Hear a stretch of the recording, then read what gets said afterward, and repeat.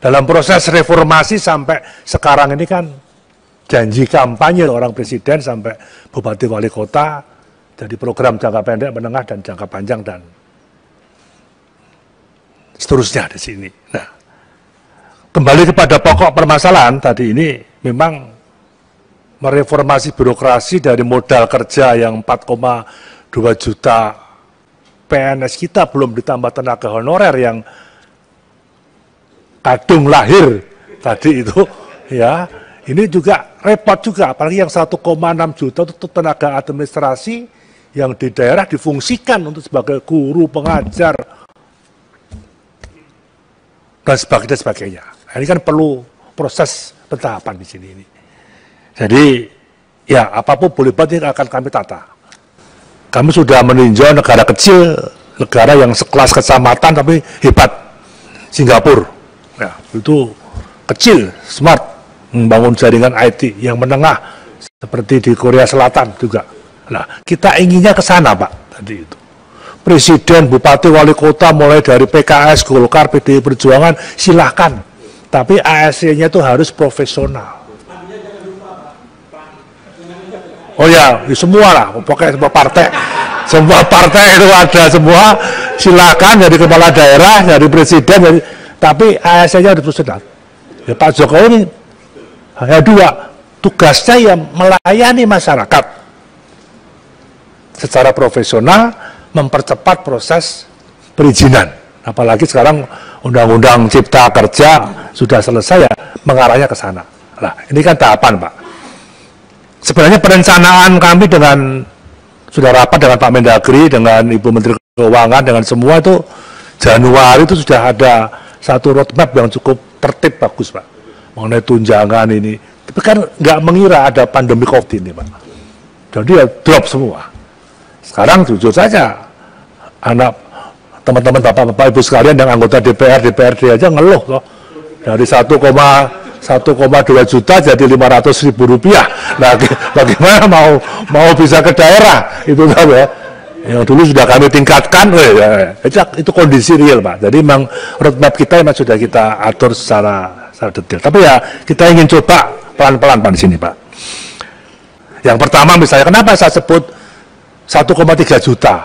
Itu ancar-ancar dengan pos anggaran dari Kementerian Keuangan yang sudah ada. Itu ancar-ancarnya sekian. Nah, di kami sepakat bahwa yang 1 juta itu adalah keinginannya Pak Mendiknas. Oke, kita bahas bersama, setuju sama. Dan kita sepakat bahwa untuk merekrut supaya lebih profesional tadi, tidak menyesuaikan keinginan pejabat, tapi keinginan daerah, tapi kebutuhan, apa yang dibutuhkan. Maka dengan anggaran yang ada 1,3. Karena kebutuhan tadi, sampai hari ini memang yang 1 juta itu belum sampai 1 juta. Kemarin para guru agama mau demo, loh, jangan salahkan kami dong. Tanya ke Kementerian Agama dulu dong, gimana dong? Akhirnya clear, bisa nego dengan Pak Mendiknas, dengan Pak BKN, itu clear. Ini akan kami dorong, Pak, mudah-mudahan bisa mencapai 1,3. Seandainya nggak tercapai 1,3, ya kita alokasikan ke tahun depan. Kan kita nggak bisa saya nanya ngambil, Pak, di situ. Dan nanti kaitan dengan jawaban pada Pak Anwar tadi, yang mana ketiga tadi. Jadi ancar-ancar, Pak, jadi anggaran itu yang sudah disediakan oleh Kementerian Keuangan.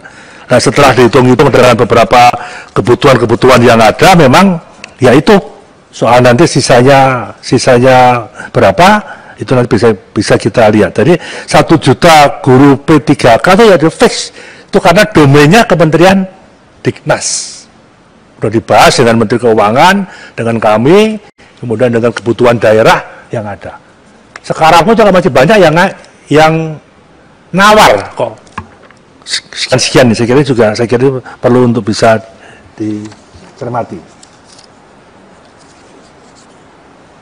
Jadi pengurangan pegawai ya otomatis, Pak. Karena Kementerian Keuangan juga sudah tidak merekrut lagi. Dengan pola pandemi COVID, pola kerja kedinasan di rumah dan di kantor, kalau dulu meninggal atau pensiun 100 memasukkan 200, sekarang pensiun 10 bisa diterima 5 saja cukup. Dengan inovasi-inovasi baru dan beberapa hal-hal yang lain itu bahkan bisa dilihat. Jadi otomatis ada pengurangan Pak ke depan. Saya sudah mempersiapkan selesai seandainya tidak ada pandemi COVID, ada ibu kota baru di Kalimantan Timur, berapa yang dibutuhkan, itu sudah clear. Oh, 2024 nanti ada 26% pegawai pusat yang pensiun. Cari di mana? Mana yang harus ditingkatkan kualitasnya, setidaknya menguasai IT dan sebagainya. Itu karena ada pandemi COVID ini, Pak. Jadi ini sudah. Kemudian juga kenaikan kesejahteraan. Loh, Pak, saya sebagai Menpan juga harus ngomong, Pak, sama BKN itu jangan terus neken-neken ASN. Memang ASN sekarang paling enak dibanding swasta ya. Paling enak lah. Tapi kan juga kalau melihatnya ke atas ya nggak kurang, ya pasti kurang itu. Mohon maaf saja lah. Saya pernah DPR, bapak-bapak DPR. Ketoknya gede. Ya. Tapi tiap hari proposal konstituen di rumah terus ya tetap kurang Pak itu aja. Kecil ya Pak, sebagai pengguna mempunyai hak budget di Republik ini dengan penerimaan yang semacam ini, ya. Tapi kalau kita ngomong terlalu kecil, nanti semua protes, gede ya protes. Saya kira juga merupakan satu problem. Termasuk kenaikan tunjangan tunkir. Itu kemarin anggota polisi yang di BNN dan anggota polisi yang di Mabes saja bedanya jauh tunkirnya. Wah, ini kan repot juga ini. Nah, tapi sudah ada aturan daripada Menteri Keuangan, termasuk pengurangan tunjangan DPRD ke daerah, termasuk hal-hal tunkir, stop dulu karena fokus pada masalah yang berkaitan dengan pandemi COVID. Baik Ketua, saya kira kita masuk tadi ke Pak Arief, ada Pak Mardhani mengenai revisi Undang-Undang ASN. Sudah dibahas lengkap di sini. Oleh Pak Mendagri, kemudian kami, BKN juga, KSN, lengkap. Sebenarnya kalau dari awal, pemerintah kan menolak. Dari awal. Tapi kan ini inisiatif DPR. Terus rapat kerja memerintahkan dalam tempo 1 minggu untuk menyerahkan DIM. Kami serahkan DIM. Dari 5 poin dengan segala hormat, yang 4 itu domainnya pemerintah. Masuk urusan penempatan, urusan ini kok undang-undang itu loh. Nah, memang yang 1 debatable. Apakah perlu sistem merit lewat KSN? Apakah cukup nanti masuk di domainnya pemerintah?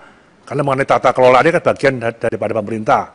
Nah, kalau memang masih ada waktu dan di sejumlah negara-negara yang memang tidak zona merah, ya mungkin Bapak Ibu sekalian bisa melakukan studi banding lah, melihat lah mengenai sistem meritnya itu bagaimana di sebuah negara, mungkin di Selandia Baru kah, atau di Korea atau di Singapura dan sebagainya. Ini yang masih debatable. Tapi yang 4 memang kami menolak. Nah, tinggal apakah nanti inisiatif ini akan disampaikan oleh tidak.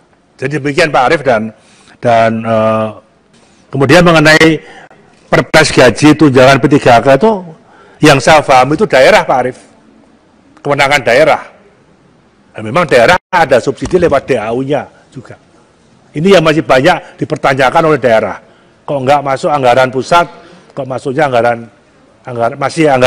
anggaran daerah kemudian. Jadi mengenai Perpres gaji tunjangan P3K ini memang karena ada pandemi COVID ini kita pending. Tapi saya kira BKN juga sudah mempersiapkan beberapa hal tadi. Kemudian Pak Murad tadi BKN ya memang honor daerah, formasi khusus, CPNS tanpa tes, jadi yang agak-agak sulit ya Pak. Tapi nanti akan jawab oleh Pak Bima. Pak Teddy memang tadi CPNS P3K yang tidak memenuhi persyaratan, itu memang saya kira sudah kita banyak coba diberikan 3 kali tes, banyak hal yang menjadikan peluang. Tapi kuncinya sudah kita sepakati untuk kebutuhan CPNS sekarang ini sesuai kebutuhan, bukan sesuai keinginan. Karena maka kita pangkas. Kalau kita lepas, wah bisa luar biasa. Ya, semacam di DPR saja ada hal yang sudah bisa kita kompromikan. Kemudian bagaimana usul untuk staf khusus, nah, itu bagaimana tunjangannya, itu sudah kita bahas. Tapi karena kan ini belum bisa karena masih masalah-masalah kondisi keuangan misalnya, itu saja saya kira. Jadi itu Pak jadi ya memang K2 kita kasih kemudahan sampai berbagai macam. Tadi yang Bapak selalu singgung, ini menarik, bayi yang sudah kadung lahir. Ya mari kita bimbing dengan baik dengan sesuai yang ada itu. Pak Sodik saya kira tadi sudah jelas ya bahwa banyak yang mengusulkan ASN kayak TNI Polri, saya kira enggak lah. Menurut saya kalau tidak, tetap seperti ini, tapi dalam fungsi dan tugasnya ya dia harus profesional. Nah, termasuk P3K yang guru, kepala sekolah ya nanti jangan diiming-imingi jadi kepala dinas. Kepala sekolah jadi pimpro, lebih enak ngurusi pimpronya dong daripada ngurusi itunya, saya kira itu. Saya ingin ada kesimpulan yang tegas, jadi supaya Komisi 2 juga tidak menggantang asap. Jadi kita tidak masuk pada substansi perubahan Undang-Undang 5 2014 tentang aparatur sipil negara. Kita ingin tanya sikap pemerintah ini bersedia berubah atau tidak. Kalau tidak, ya sudah. Termasuk di prolegnas pun harus kita cabut. Itu maksud saya, begitu. Ya.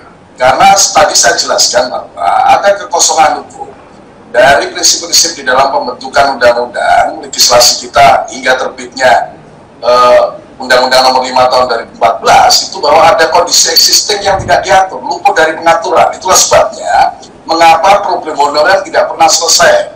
Ya kalau kemudian honorer diselesaikan dengan cara seperti yang dilakukan sekarang, saya kira tidak akan menyelesaikan secara tuntas soal honorer kita.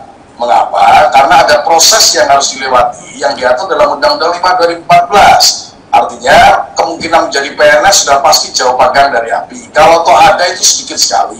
Untuk menjadi P3K pun tidak mudah. Kalau tadi dikatakan kemudahan itu kan harus bylaw. Tidak bisa dikatakan hanya diberikan kemudahan, bagaimana caranya kita nggak ngerti. Gitu loh.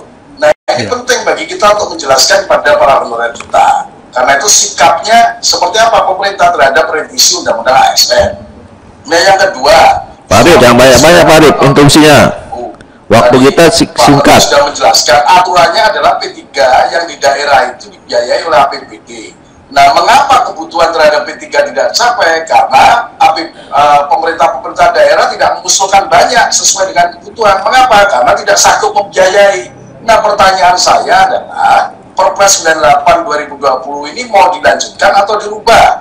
Kalau dirubah, seperti ada salah satu pejabat dari kementerian atau Pak Menteri dalam rapat Komisi 10 yang saya rujuk itu menyatakan bahwa akan biaya APBN. Kalau di biaya APBN kemungkinan kebutuhan akan P3K bisa dipenuhi karena beban keuangannya tidak lagi di daerah.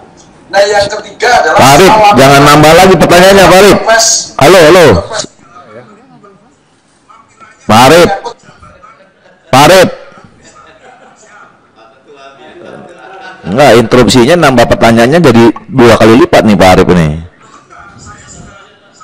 Tapi belum dijawab Mas saya. Iya, nanti dijawab Pak. Kami akan jawab tertulis ya, saya nggak interupsi lagi. Ayo, sudah. Mengenai usul inisiatif revisi Undang-Undang ASN, ya kami menghargai DPR Pak Arif. Tapi pada rapat terdahulu sudah kami sampaikan, dari 5 poin ini yang 4 poin itu domain pemerintah. Hanya teman-teman anggota DPR yang terhormat, masih tadi yang disampaikan oleh Pak Arif, ini kalau tidak masuk undang-undang, bagaimana cara menyelesaikan tenaga honor? Itulah ya mari kita bahas, nggak ada masalah Pak Arif. Kami juga sudah rapat kabinet, sepakat untuk membahas, kami juga sudah mengirimkan tim. Clear itu Pak. Tinggal nanti yang terhormat anggota Komisi 2 itu lewat baleknya itu apakah masih menggunakan format balek lama ataukah format balik yang baru.